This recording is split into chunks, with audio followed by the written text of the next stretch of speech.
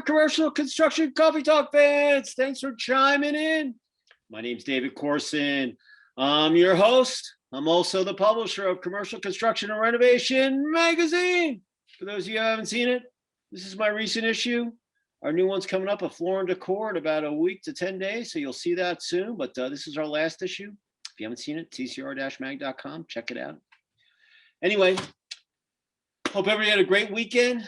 It's had some booming thunderstorms come through the ATL today. I thought I was going to lose my power. I wasn't even sure I was going to have power to do this podcast tonight, but I'm glad I still have power. And, listen, we need the rain here in Atlanta because I live right below Lake Lanier and the lake's at full pool. But come summer, about the middle of June, God flicks the switch on, the humidity comes up, and boom, they start letting all the water out. I can hear the siren go off. It says, get out of the river because the water is coming downstream. Anyway, it feeds, southern Georgia, Florida, Alabama.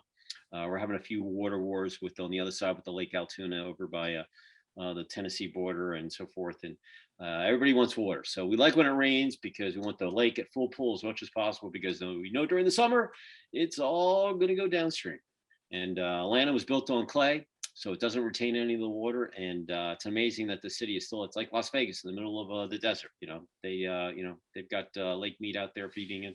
And anyway, so it's a really good big week though. I went to University of Denver, played lacrosse and hockey, and my Pios are playing, I think, Providence on Thursday afternoon in the Big East tournament. So hopefully we'll win. And we'll play either Georgetown or Villanova coming up for the final to see who wins the Big East. And if we win that, we're going to get into the big dance in Memorial Day weekend. I think even if they don't win it, they're getting in because we're ranked number 7 in the nation. But you know what? You win the Big East, you get an automatic bid. So come on, Piles. Let's beat Providence. We've already beaten them twice. There's no reason why we can't beat them again. And I really want to see Georgetown because we let them get that game a couple weekends ago, and we could have just solidified the season. But we had to go to Villanova last week and win in overtime, which was gut-wrenching. In the middle of, I think, last Tuesday, I was glued to the Pio Vision on my screen. So I'm in a really good mood. And if they win, I'm going to be in a better mood. And so hopefully they'll get her done, as we say. Got a real nice episode tonight. We're going to talk about construction law. I have a nice lady right outside of Washington, D.C. in Tyson, Maryland. Hopefully that's how I said it correct. And her name is Shana Rothman, and she's with Smith Currie. And they strictly are construction. It's a construction law practice. And she's one of the partners. Shana, say hello to our Commercial Construction Coffee Talk listeners. Hello, listeners, and thank you, David, for having me on. I'm really excited to be here. Yeah, hey, listen, everything surrounds. You can't get anything done without contracts, legalese. Doesn't matter what you're doing, and especially with construction. So we're glad that you have you and to get your insights on, what's going on today. Pre-COVID, post-COVID, what you see coming down the pike. But we do these episodes in three segments.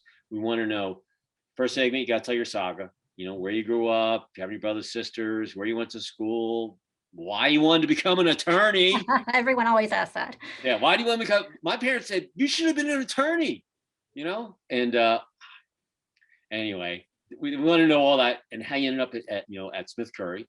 And then we'll talk about over the past year, pre-COVID, post-COVID, construction law, what's the hot buttons that you're seeing out there. And then we'll finish it up and wrap it up. So with that said, the floor is yours. Tell us your story. Thanks, David. So I'm Shana Rothman. I'm an attorney with Smith Currie. As David said, I'm in Tysons, Virginia, which is just outside Washington, D.C. I'm barred in Virginia, Maryland, and the District of Columbia. But I'm not actually from this area. I grew up in Boston, Massachusetts, actually just north of Boston. And growing up, I lived in a duplex. And we had my family on the first level and my grandparents and great-grandfather on the second level. And my grandfather and great-grandfather had their own plumbing business. And wow. My grandmother was a businesswoman herself. She had a market research company, which was unusual for a woman of that generation.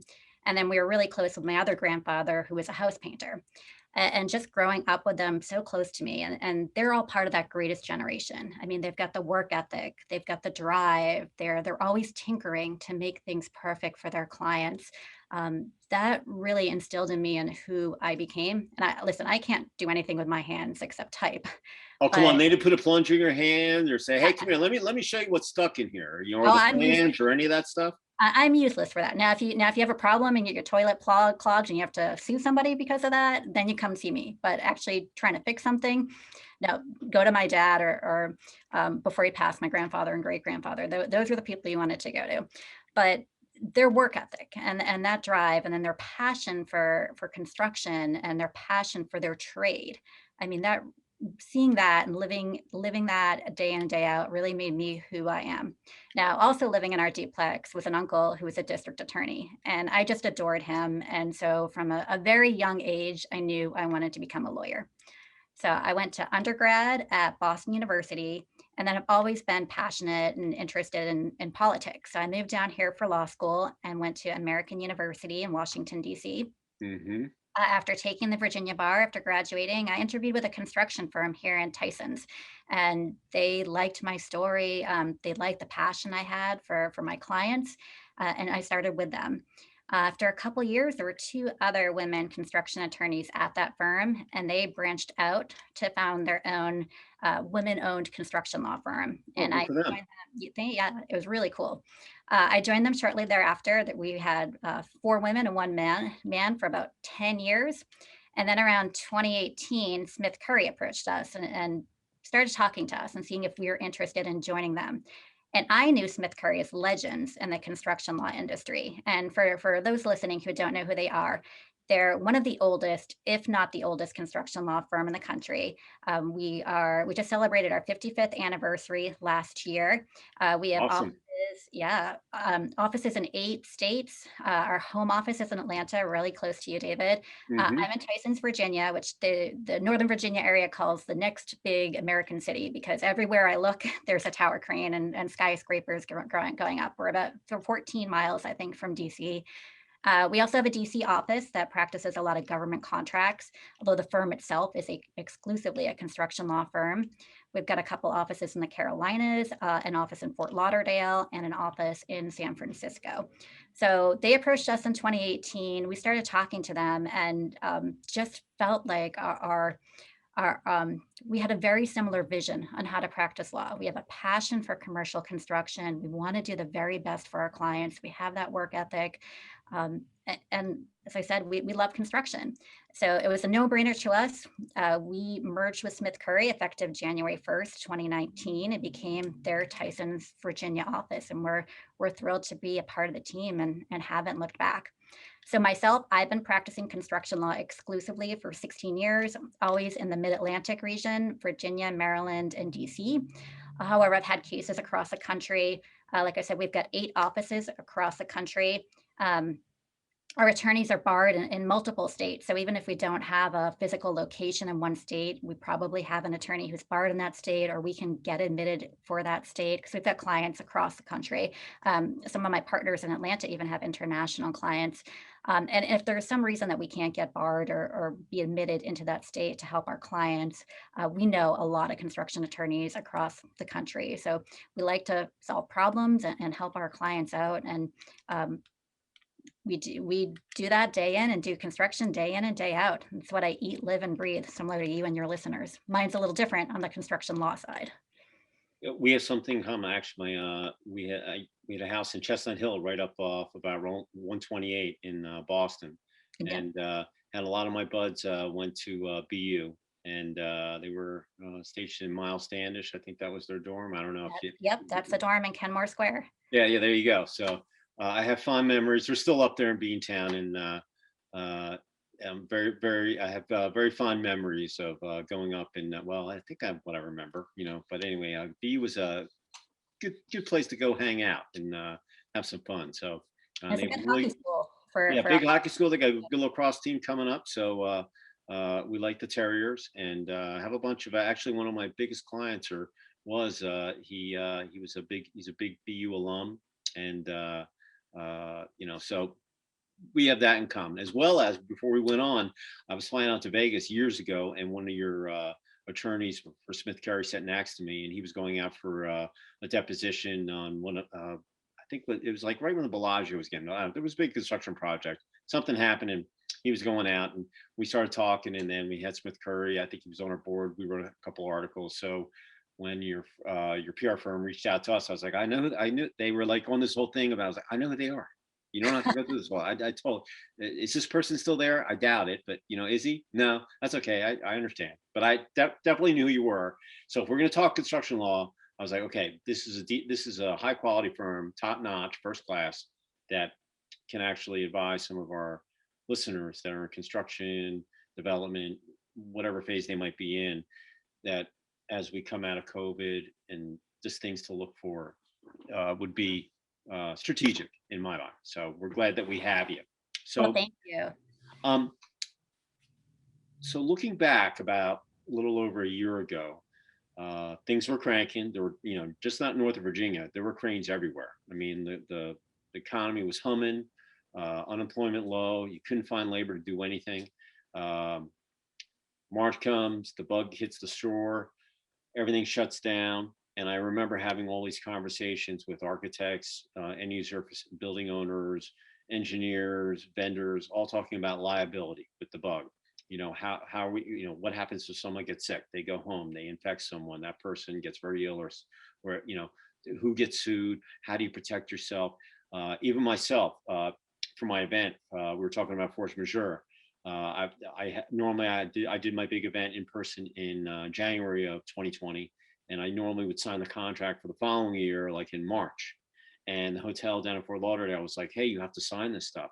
And I'm fighting with the hotel, saying, "Look, you have to protect me. You're just protecting yourself. You're not protecting me, because if the brands can't travel, I have or vendors are prohibited by some of these publicly traded firms that have put a freeze on things.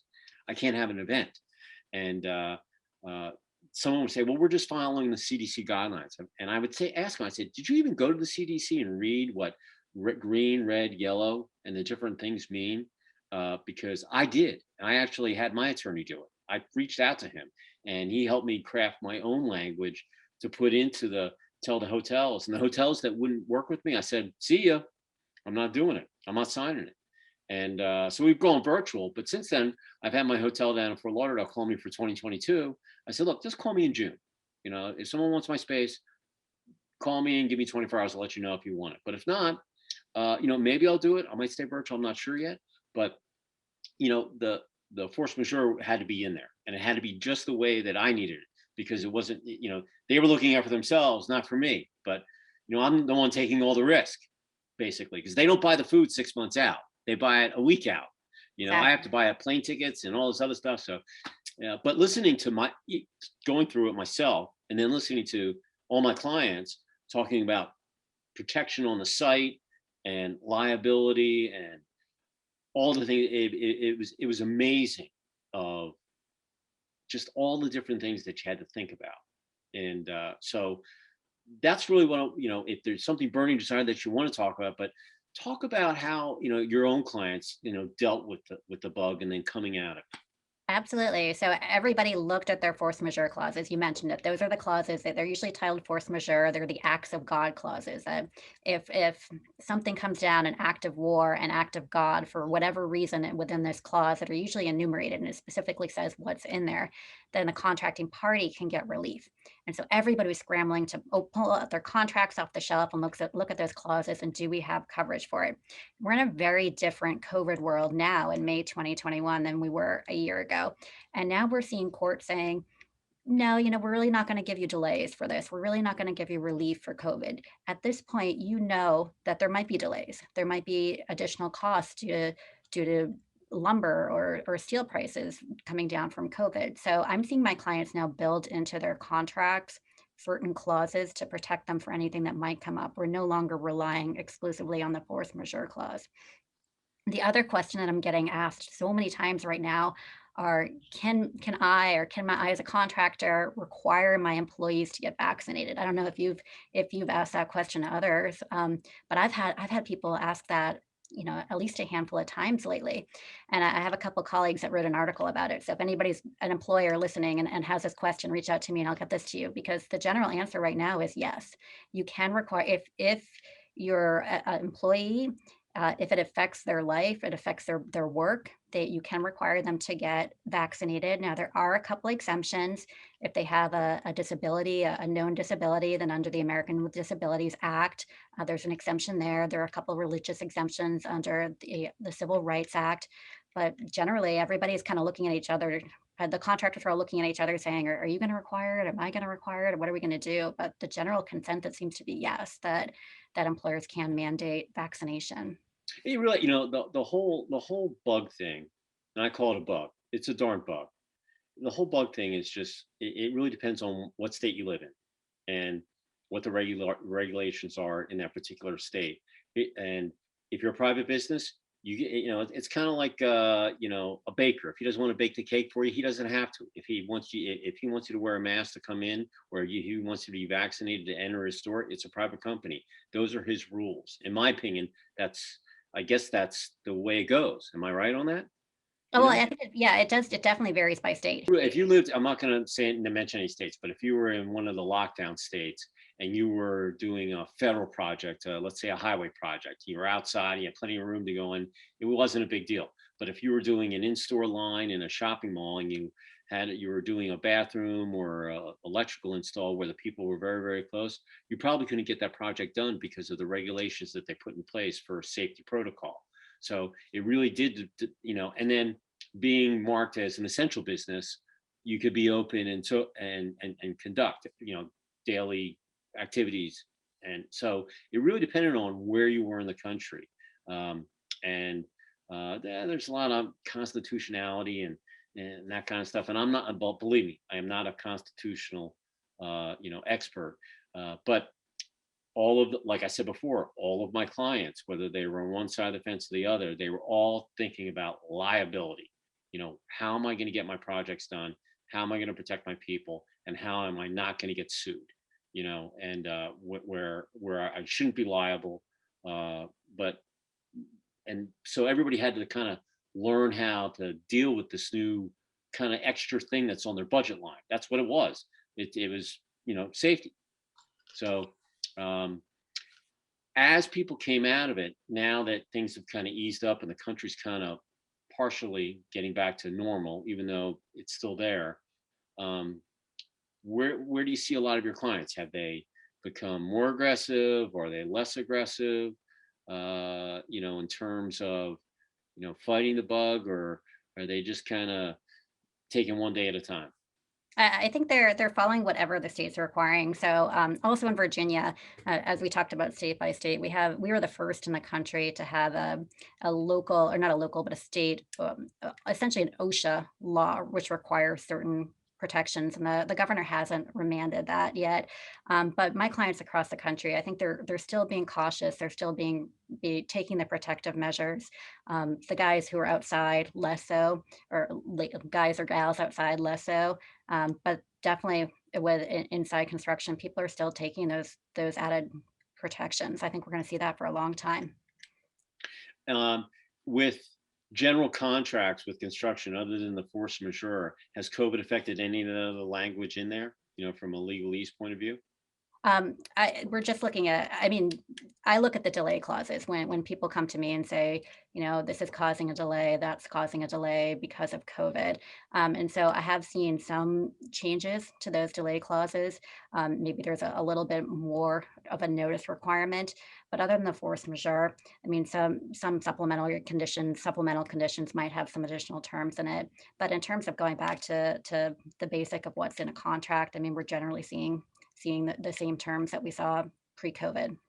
I think the building product prices are probably the biggest thing that are affecting construction right now. I mean, like before we were on, we were talking. I'm doing construction on my basement so I can put my house on the market. And a 2x4 that was $7 is now $25, and I had to go out and get the wire, 12-2 and 14-2, gauge, and those rolls would be $70-$60, and they were $130. So it doesn't matter what I mean, just talking to people, it's insane. Like we're going to build up on the lake. I don't even want to build right now because I want to let the building products, come down to where they are, and that must be it must be from a contractor's point of view. I mean, that's their bread and butter. That's where their profit margins are made, on the building products because that's where they can control it. But it's out of their control. They've got to build that in, and plus it raises that, and so it must be mind-boggling. For Yeah, some. we're seeing a lot of negotiation, those escalation clauses and what they can recover and what notices they have to provide to recover. But everyone knows right now that materials are just skyrocketing, as you said. And so we're seeing a lot of negotiation with the subcontractors and general contractors wanting to increase their escalation clauses, and owners are just being a little bit more tight-fisted. I think it's also part of the economy we're in right now. Everybody's trying to fight for every nickel they can. I'm seeing a lot of that, a lot of claims coming in right now. Whereas, 2 years ago or 3 years ago, we wouldn't see claims over smaller amounts. Now everybody wants to try to recover their nickel. Mm-hmm, mm-hmm. The in in construction, some people are very high tech, and then there's other contractors that don't even have a website. So it runs the gamut. So from your expertise, looking at it, are many of them, even though depending on what they're how sophisticated they are, do you see that as time has rolled on with cell phones, technology, software, do you see them moving in that direction, or do you still people that are using a slide rule per se, just to make an example? Oh no, everybody I see is moving toward electronics, moving toward electronic project management, electronic submission of lien releases each month. I see a lot of Textora pay apps when I'm reviewing contract documents. So yeah, everybody's definitely moving toward electronics, electronic scheduling. Um, yeah, I'm not seeing slide rules when I go out there Well, to hey, site some review. people don't even know what those are, but I do. I mean, I'm just saying, did with your own office, how did you handle COVID? Did you work remotely, or did you stay in, or did social distance and put up the plexiglasses in your office space? How did you guys deal with it? So we If do you have. don't, if you don't have to divulge that, if you don't want to, I'm just No, asking. I'm happy to share. We absolutely have plexiglass out between the secretarial bays and around the reception area. It was kind of a mixed bag in our office because we're a smaller office. We only have 6 attorneys here in the office, and so those who felt comfortable coming in came in. Those who felt more comfortable working from home work from home. With some of our larger offices where people had to take public transportation to commute, in those instances, we had more folks staying home, working from home. But it's worked great. I think across the board, even with my clients, I think everybody's been happy with the way that it's come about. I know I was certainly nervous, mid-March 2020, when the world started shutting down, and how were we going to conduct our business? But just as we're doing right now, David, on Zoom, I Yeah. mean, this saves so much time and cost for everyone. Do you see more DocuSign going on than in person? Oh, absolutely. Yeah, Yeah. absolutely. No, when I went and closed on my land back in September, and we went into the closing attorneys, and they had the plexiglass between us in the closing room, and uh, protocol. They checked your temperature when you came in, and but um, it was interesting. It was kind of like I said, it depends on what state you're in. Here in Georgia, they had the mandate, but the further you got out of downtown, you saw less masks. Some of the stores, they would have a mask, and like I haven't worn the mask very much. I think I've worn it 3 times. Go to the dentist twice, and I had to wear it to go up to my sister's 60th birthday back in August. Other than that, my doctor, he just said, "Hey, look, wash your hands, don't touch your face. If you get sick, call me, and then we'll see what happens." So, but when I went up in Ohio to get in the hotel, I had to wear my mask. They had the bulletproof. It looked like a convenience store at the registration desk at the Hilton Garden Inn, and trying to get in, and then the door was sealed. This has been sanitized. I mean, it was reassuring, but it also was kind of different, And I mean, uh, so it really depends on where you're located. But from a contractor's point of view, most people that I know, they're either regional, they're national. So maybe if they were dealing with a brand that has, let's say, 500 locations, and they had 60 stores in the pipeline, some of them got delayed, some of them were stopped, some of them kept going. Am I correct on that? Absolutely. Yeah. Absolutely. And so and that affects everything. Am I going to get paid in 30 days? No, we're pushing it back to 180 days. Or there were all these. It was amazing, all these conversations that I had. The biggest thing was that I don't know if what with your firm is that we're on Zoom right now, but everybody actually found out that they don't have to travel. They can get as much done, or might be more productive actually using technology. Although sometimes you still have to go out and look at things and fist pumps or whatever you need to do on the construction site. But you can get a lot done here on technology, and you don't have to travel, and you can still get conduct business and be productive. Some people I was speaking to one of my clients last week. She said she had one of the best years ever. 2020 was unbelievable, But for some other firms, it was debilitating. It was crushing, especially if you were a restaurateur or a hotel. But if you were a big box, you were crushing it. So it really was a really diverse year when you look at it. And I'm sure some of your clients, they were having sleepless nights. Oh, absolutely. We're just because no one knew what the thing was. How how do you prepare for something that you don't even know what it is, and then you got to reinvent the wheel when you don't even know what's going to happen. That's what the most bizarre thing was. I remember when I was sitting in the airport in March. Tom Hanks got the bug. I know I've said it a million times, listeners out there, but that's what happened. Tom Hanks got the bug, and everything got canceled. March Madness, the shows, everything.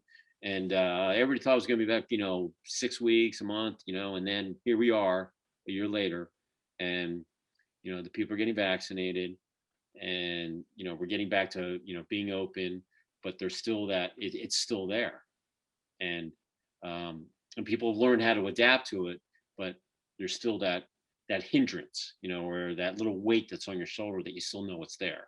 That's what I think that'll be the greatest thing. They can really find a true answer to get rid of the stupid thing, and so we can really just get back to because I miss my peeps. I do. I miss seeing my. Right now, I had a guy last week, a contractor out of Houston, and said, "Hey, when are you going to start doing your events?" I said, "Well, I'm probably just going to do my cocktail parties that I was doing once a month around the country. These other ones I'm going to hang virtual. I'm going to see how things go, because who knows? There could be another bug that comes down, and that vaccine might not even be like that. It's like a flu shot. If you you get a flu shot every year, might be the wrong strain, you're still going to get the flu. So it's it's kind of a crapshoot, and I'm not a doomsday guy, but you're an attorney. Now you don't have to drop a bomb. The bad guys, they now know that they can shut down the American economy in 2 months by just putting a bug on someone, let them get on 3 planes, one to LA, one to Atlanta, one to New York, and let them go and infect everybody. If no one has the vaccine, that the whole country got shut down in less than 2 months. I mean, everything was just shut down. And now they know that they don't have to, have a radioactive city for 100 years. They don't have to drop a bomb. They just have to put the biological bug in someone, or, and I hate to say it like that, but I know what the sad thing is that we have them, and so do they. So it's kind of a, I come from a military family, so and I come from a construction family too, so I totally appreciate the plumbing thing. The wildest thing is you said about the plumber. Everybody's got to use water, So it's an amazing. I told my son, be a plumber, you'll be a millionaire, because everybody's got to drink, you got to take a shower, you got to use it. You can be an apprentice, and so But look, you still went into construction, kind of like you're kind of like almost like a plumber helping a contractor. Hey, look, you got to do these things to make sure that the all the all the pipes work, to your advantage. Correct? Absolutely, and I have a lot of plumbing clients. Yeah. And and they probably don't have anybody to give their business to, trying to find someone that unless they have, and some of their kids don't want to work with their hands, and so if there was one positive thought or word that you would want to leave with our listeners, what would it be? At Smith Currie, we are here for you from the ground up. Ooh, nice. Now, that's your tagline? That is our Smith Currie motto, and I guess we've got underground civil clients too. So I guess it should be maybe from under the ground with you up. Sure. But We like to help our construction clients. We represent everybody across the board in the construction industry, everything from E&R top 400 contractors to Mhm. small family-owned subcontractors and everybody in between. We'd like to help you resolve any of your disputes. If someone wanted to get in touch with you and questions about anything, or maybe to even become represent them, how would they get in touch with you? Check us out on our website, smithcurrie.com, SMITHCURRIE.com, or pick up the phone, give me a call. I'm here at 703-506-1990. And just out of DC, and look for all the cranes. She's going to be right in that area. So I'm right under the cranes. yeah, there you go. Uh, listen, if you're out there and you have questions about anything, litigation, uh, you know, PPE protocol, safety, whatever, Smith Currie, like Shana said, they've been around forever, top notch, legal. Uh, they know what they're doing. So if you have any questions or so forth, reach out to them. They can help you.